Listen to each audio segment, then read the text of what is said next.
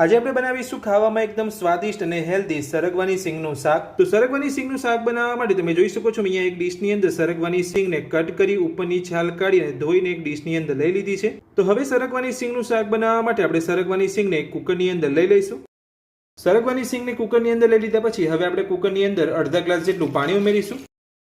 નાની અડધી ચમચી જેટલું મીઠું ઉમેરીશું અને કુકરનું ઢાંકણ બંધ કરી અને ગેસની ફૂલ ફ્લેમ પર 2 વિસલ કરી અને સરગવાની સિંગને બાફી લઈશું.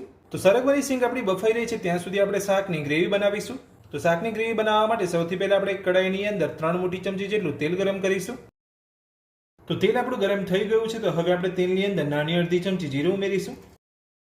સાથે જ 2 મોટી ચમચી જેટલી ડુંગળીની પેસ્ટ ઉમેરીશું.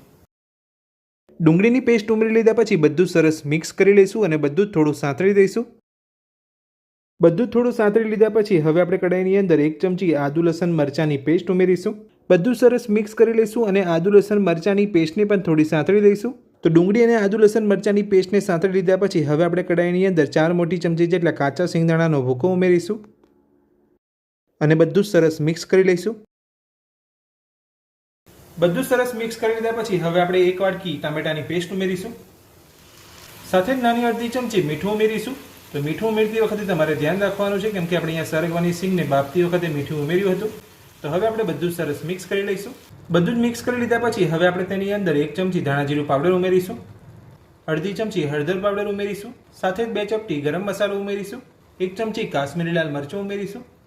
બધું સરસ મિક્સ કરી લઈશું અને ગ્રેવીમાંથી તેલ છૂટું પડે ત્યાં સુધી આપણે ગ્રેવીને સાંતળીશું. તો બધું એકદમ સરસ સતળાઈ ગયું છે. તમે જોઈ શકો છો ગ્રેવીમાંથી તેલ પણ છૂટું પડી ગયું છે.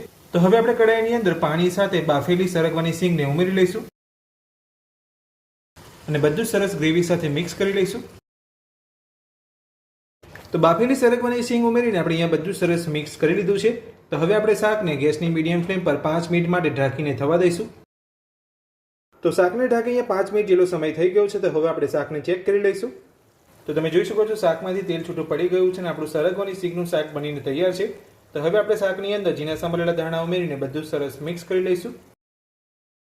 તો ખાવામાં એકદમ સ્વાદિષ્ટ અને શરીર માટે ખૂબ જ હેલ્ધી આપણું સરગવાની સિંગનું શાક બનીને તૈયાર છે. તો સરગવાની સિંગનું શાક બનાવવાની રેસીપી તમને મારી કેવી લાગી મને કોમેન્ટ બોક્સની અંદર કોમેન્ટ કરીને જરૂરથી જણાવજો.